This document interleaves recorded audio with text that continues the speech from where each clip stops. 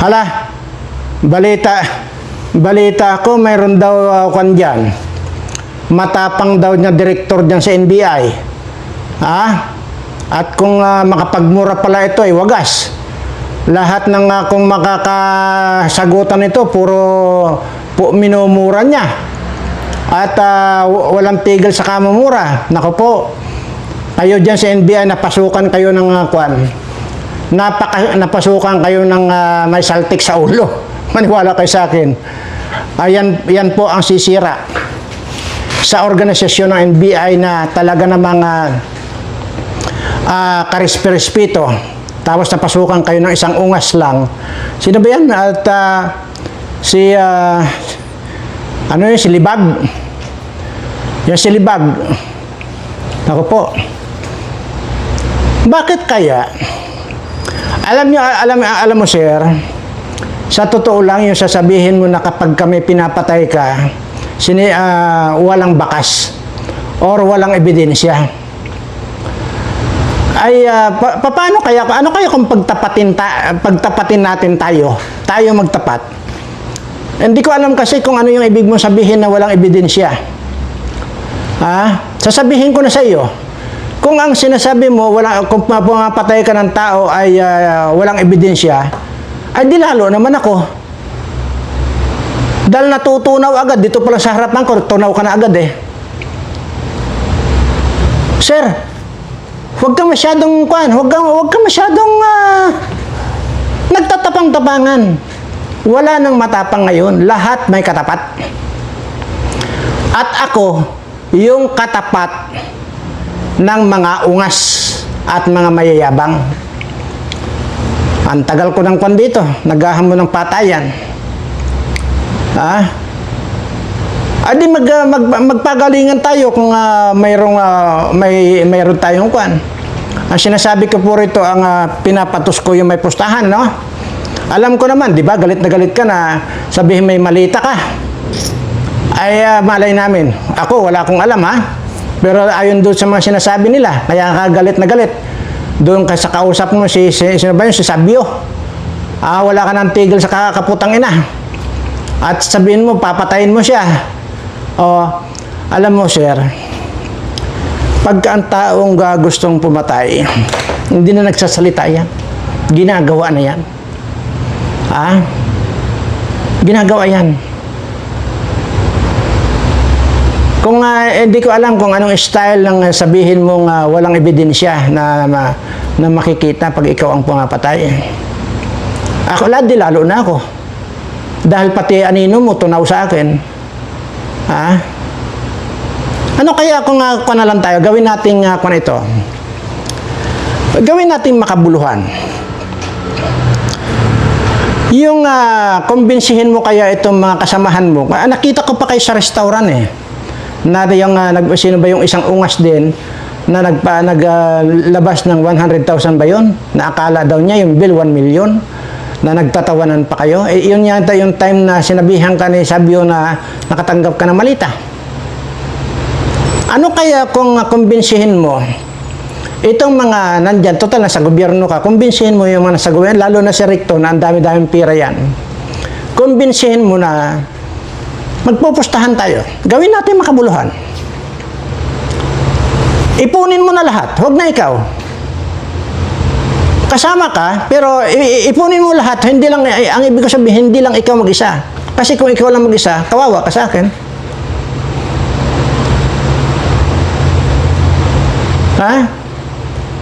Si Recto, yung lahat ng mga kasamahan mo, mga kawatan, magsama-sama kayo kahit ilang daan pa kayo. At sinasabi ko, gawin natin makabuluhan ito para gawin natin ang magbibinipisyo nito itong mga kababayan natin. Ganun dapat. Ganun ang dapat mag-isip. Hindi yung puro yabang. Magyabang ka yung pakikinabangan ng taong bayan. Kagaya nito, ang dami-daming mga hirap na sa buhay. Ipostan nyo na.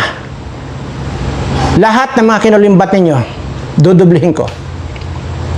Basta lang may pustahan. Hindi tayo po pwedeng magmuro-muro dito na walang pustahan. Dapat may pustahan.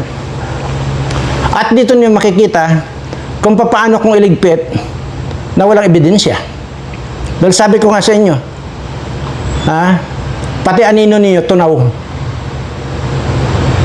O, din. Kaya yabang ninyo, mga putang ninyo. Isa pa itong rekto na ito eh. Nakakapanggigil lang. Ito pa si Soto. Na pagkayabang-yabang ngayon, naghuhugas na, pinaghuhugas na ng plato ng Supreme Court. Kasi nga, bobo. Pero abogado daw yan si Libag. Abogado raw yan si Libag.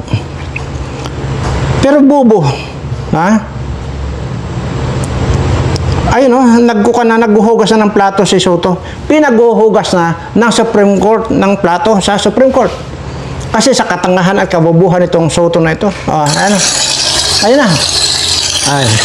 Ika nakalimutan kong idim. Saan na ba yun?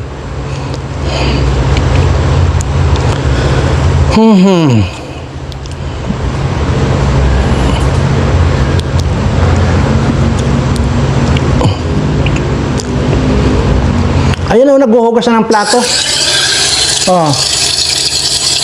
Yan.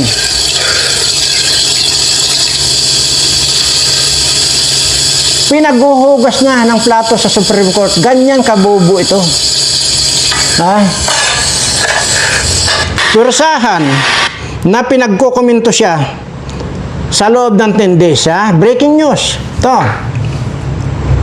Ito. Korte Suprema. Yan babasahin ko lang ngayon yung nakasulat na yan.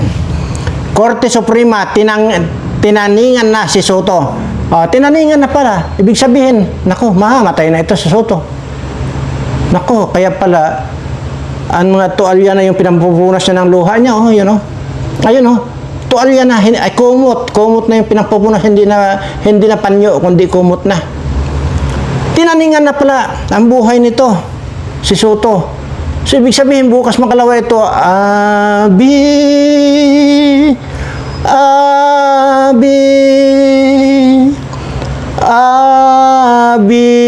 Maria, Ave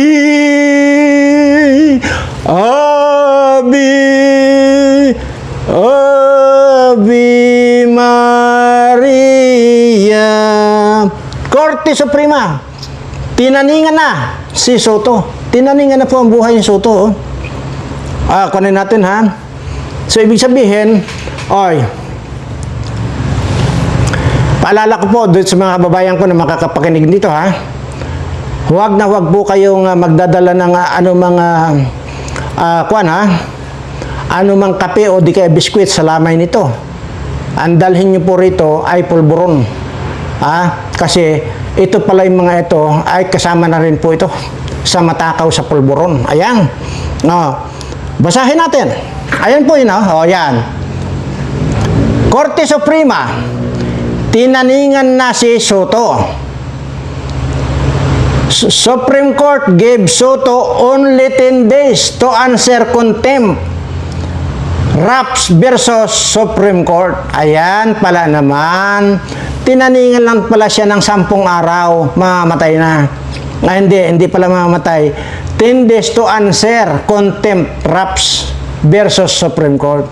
Yun lang pala yun. Pero, parang ganun na rin ito. Tingnan nyo, nagpupunas siya, may daladala siyang kumot. Nagpupunas siya ng kanyang luha. Kumot na po yung pinampupunas nitong si Soto na tanga na bobo. Yan ang sinasabi ko. Palibasa mga bubo nga itong hayop na ito at ganyan. Kaya tuloy, yan ang nangyayari. Kagaya rin po yan yung namatay niyang lolo na bobo rin. Na contempt din po ng Supreme Court yung lolo niyan. Yung si Vicente Soto rin. Kasi nga, nagmamagaling. Nawala namang tinapos. Kundi ang tinapos nan ay, ano pang tinapos niyan? Doon sa One Bull University. Saan niya matatagpuan yung One Bull University? Doon sa inuman ng tuba. Pagka bumibili ka, ang takalan nun yung plastic, tinatawag na One Bull. Tagayan ng takalan ng tuba. Ayan na. Ito, humihingi na po ng na rin ito sa bangag. Namamalimos na rin po ito sa bangag. Ito. Para tuloy-tuloy tayo, namamalimos na si Bangag ito, ha? Pangarap ko'y di maabot. Ayan. Dahil sa bawal na gamot. Oh. Kaya ngayon ako'y sabog. Pahingi ng konting limos. Bili lang po ng gamot. Asad ka na, tambalol. Di ba? Pangarap ko'y di maabot. Dahil sa bawal na gamot. Kaya ngayon ako'y sabog. Pahingi ng konting limos. Pambili lang po ng gamot. Asad ka na, tambalol. Ayan. So, namamalimos na po. Pambili ng kanyang hihititin or sisingutin. Ayan. Tapos, ito pa. Ipiplay ko lahat ito sa inyo para maintindihan ninyo na.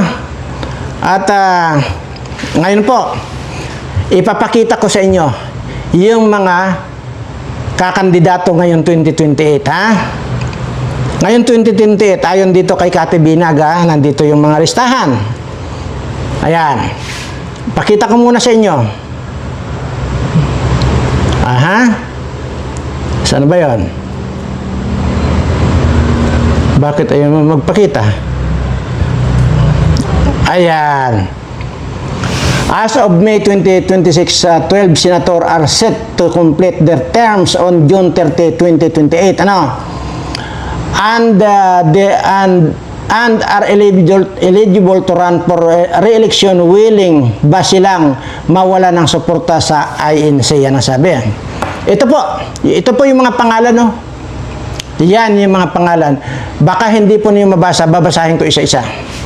Robin Padilla, number 1 sa 2028. Huwag na kayong mag-boto ng bugok. Wala rin po ito, puro forma lang. Ang alam lang po nito, magla-live ceiling, tapos ipapakita yung kanyang utin. Loren Legarda, huwag nyo na rin po iboto ito, burikat po ito. Rapitol po, ito po yung sinasabi kong puro kayabangan itong mga rapitol po na ito. Na galit-galitan kunwari doon sa PCSO kay Jamil Robles, kinabukasan wala na. Wag na pong iboto itong mga basuran to. Robin Padilla, Loren Regalda, Rapitol po. Sunod, Alan Peter Cayetano. Si Alan Peter Cayetano, wala na rin po ito. Isa na rin pong basura ito. Natatandaan nyo yung sinasabi niyang 10,000 bawat pamilya. Francis Escudero, isa rin po itong ulupong na ito na nagkamal din po ng pira ng flood control. Mark Villar, 7 malita po ito. GB Ejercito, isa rin po itong ulol. Jingo Estrada, lalo ng isang ulol ito. Magkapatid na ito. Sherwin Gatchalian, isa rin po ito. Huwag nyo na rin pong iboto ito. Miguel Subire, pare-parehas lang po yan. Joel Villanueva, lalo na isang kawatan po itong Joel Villanueva. At ang panghuli, Risa Hontiveros, na punong-puno ng garapata ang bilat. Lalong huwag na iboto ito.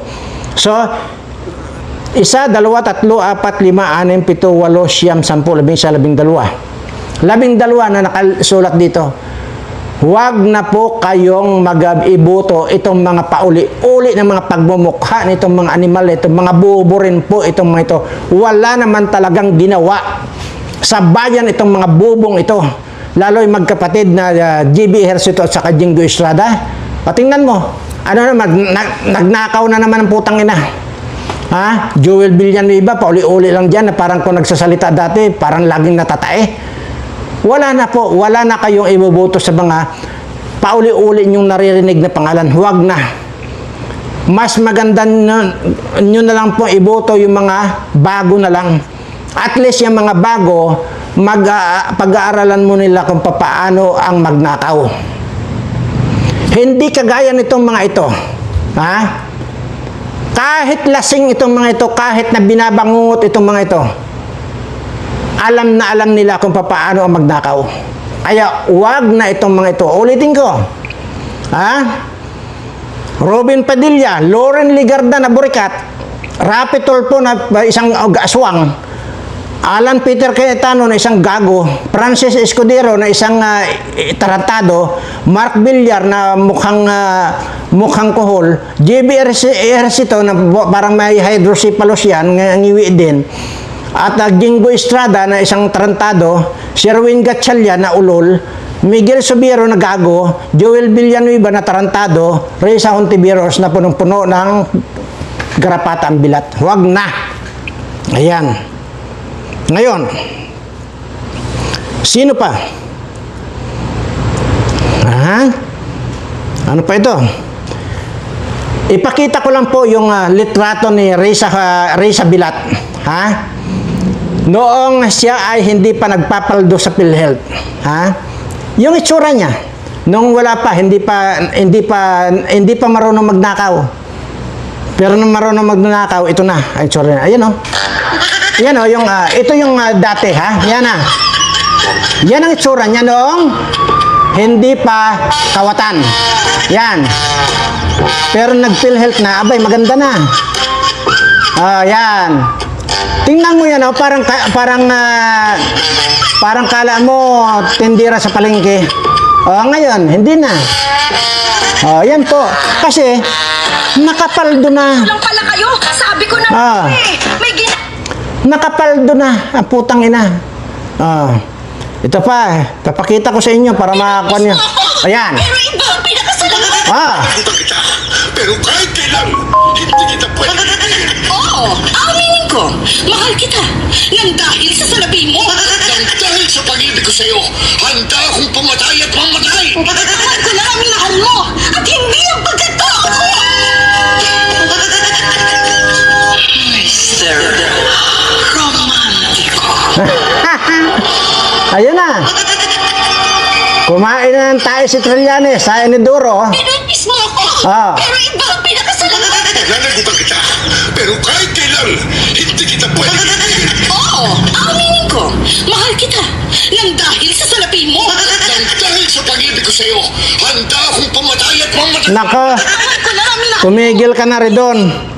Kung handa siyang pumatay at pumatay.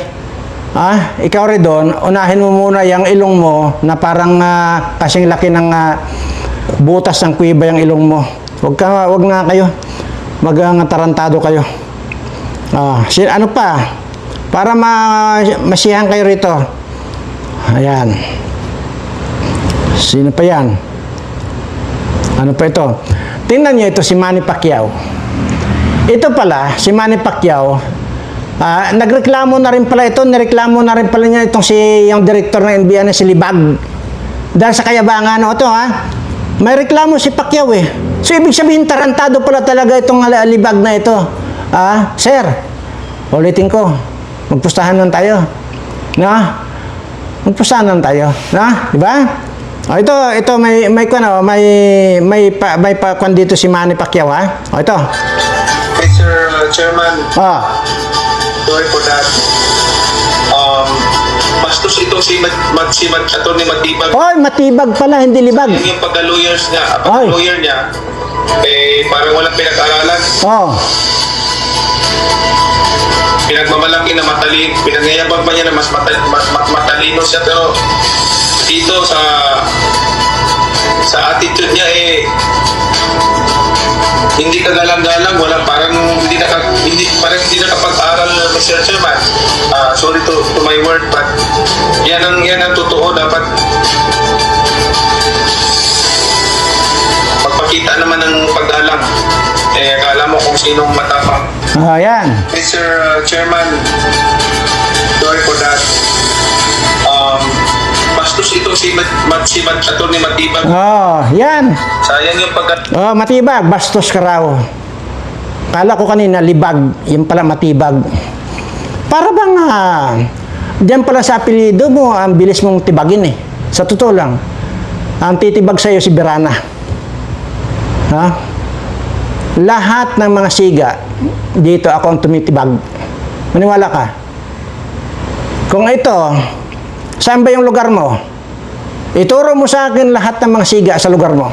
Dahil dito sa amin, wala nang kwan dito, wala nang mga siga. Yung mga siga dati, wala na. pati yung mga kaluluwa nila, wala na, sunog na. Wala na. Ngayon, kung diyan sa inyo, ay may mga siga, kasama ka na. Kayo nagsisiga-sigaan kayo. Ituro mo sa akin, lahat kayo, ililibing ko. Lahat ng mga, kung dito, pinapatos ko lahat ng mga gago, yung mga naggagaguguhan, nagtatapang-tapangan, lahat yung kumakaripa sa akin yan. Tarantado. Tama naman itong sinasabi ni Pacquiao. Para hindi ka nag-aral. Abogado ka pa man din. Pero kung umasta ka, para ka lang nasa kanto. Yung mga, yung mga usunog baga. Pero ako, kahit anong klaseng tao, mapadisinti ka, mapa-abogado ka, mapasunog baga ka, pinapatos ko yan. Niwala ka sa akin. Huwag ganon, sir. Ito lamang, lahat ng mga siga, kung gusto talaga ninyong sumikat, harapin nyo ako. Una, kapag kayo ay nanalo sa akin, sisiguraduhin ko sa inyo, sisikat kayo. Alam nyo kung bakit? Kasi nga, mananalo kayo. Sikat kayo. Kaya nga, dito ko hinahatak sa pustahan at napatayan, patayan. Walang nga kung ano-ano, basta patayan. Ang pinag-uusapan natin dito. Kasi kung mga siga rin lang kayo, sigurado ako, lalaban kayo ng patayan. At saka ang gusto kong kuwan dito labanan, halimbawa, 50 kayo. O isama mo na lahat yung mga kongresistang mga kawatan. Kasama na yung mga senador na mga magnanakaw. Talian lahat ang bayawang ng kadina. Kakadinahan lahat.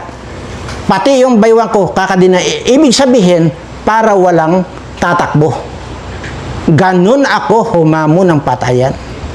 Sinisigurado kong walang makakatakbo. Ganun lang yun. Plus, may pustahan pa tayo.